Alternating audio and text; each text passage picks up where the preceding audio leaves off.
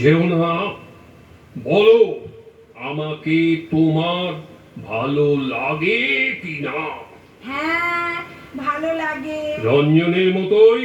ঘুরে ফিরে সেই একই কথা। এসব কথা তুমি বোঝো না। বুঝি বুঝি, আমি সব বুঝি। আমি জানি রঞ্জনের সঙ্গে আমার তফাৎ ঠিক কোথায়। আমার মধ্যে কেবল জোরই আছে, আর রঞ্জনের মধ্যে আছে জাদু। জাদু?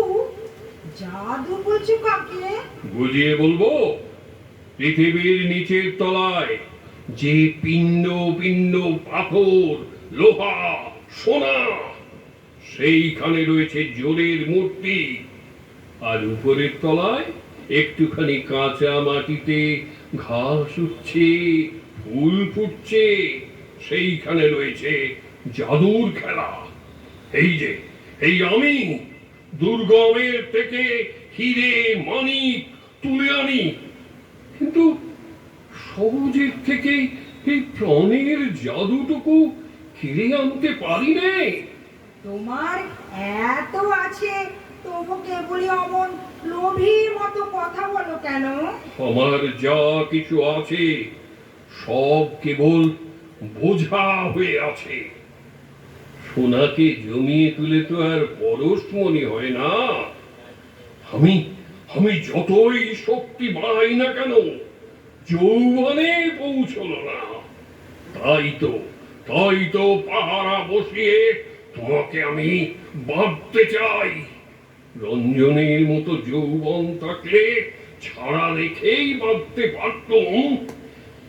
এমনি করেই বাঁধনের রশিতে গাঁট দিতে দিতেই চলে গেল। হায় রে, আর সব বাধা পড়ে, কেবল আনন্দ বাধা পড়ে না। তুমি তো নিজেকেই জালে বেঁধেছো, তারপরে কেন এমন ছটফট করছো বুঝতে পারিনি। পারবে না, বুঝতে তুমি পারবে না। আমি আমি প্রচন্ড মরুভূমি। তোমার মতো একটি ছোট্ট ঘাসের দিকে হাত বাড়িয়ে বলছি, আমি আমি তপ্ত, আমি লিপ্ত, আমি ক্লান্ত। তৃষ্ণার দায়ে এই মরুটা কত উর্বরা ভূমিকে লেহন করে নিয়েছে, তাতে মরুর পরিসরই বাড়ছে। ওই একটুখানি দুর্বল ঘাসের মধ্যে যে প্রাণ আছে, আমি আমি কিছুতেই তাকে আপন করতে পারছি রে। তুমি যে এত ক্লান্ত, তোমাকে দেখে তো তা মনেই হয় না।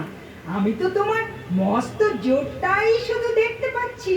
নন্দিন, একদিন দূর দেশে আমারই মতো একটা ক্লান্ত পাহাড় দেখেছিলাম।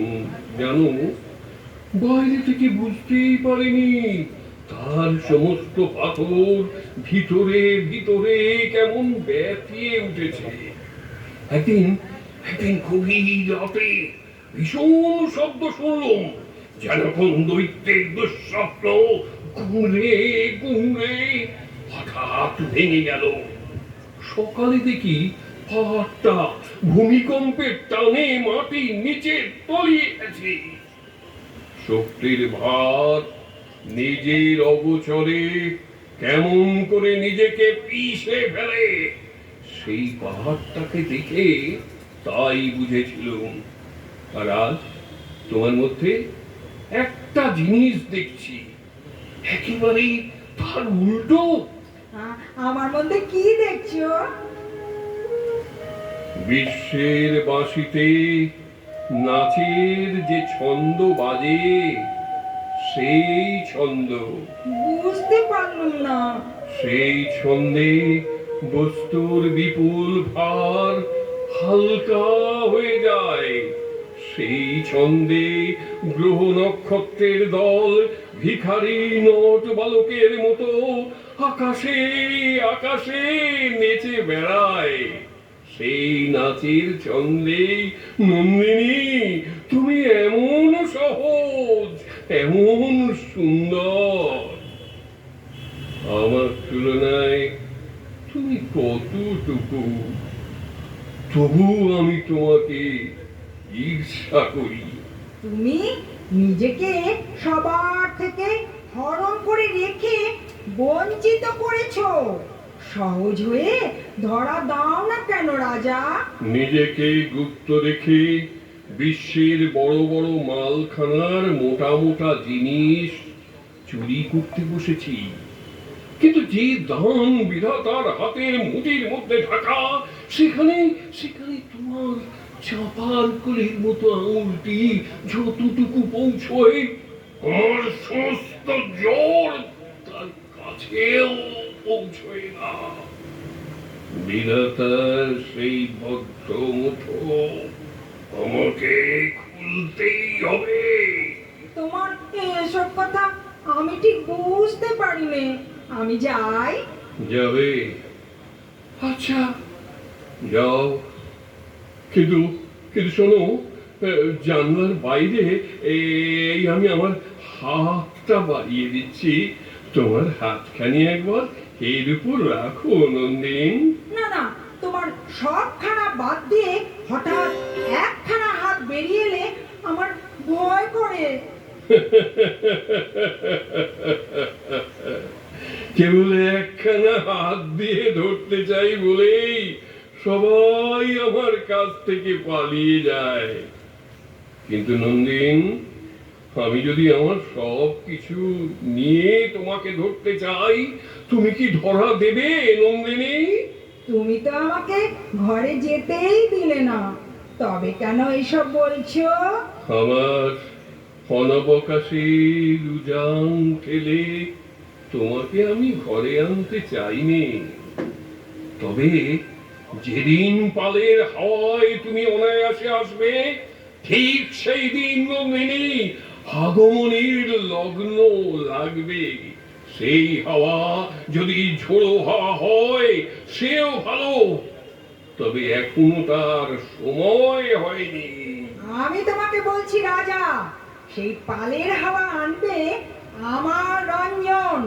সে যেখানেই যায় ছুটি সঙ্গে নিয়ে আসে। হ্যাঁ, তোমার রঞ্জন যে ছুটি বয়ে নিয়ে বেড়ায়, সেই ছুটিকে রক্তকরবীর মধু দিয়ে ভরিয়ে রাখে কে?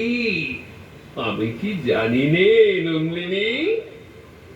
নন্দিন, তুমি তো আমাকে শুধু ফাঁকা ছুটির খবর দিলে, কিন্তু কিন্তু মধু, মধু আমি কোথায় পাবো নন্দিনী?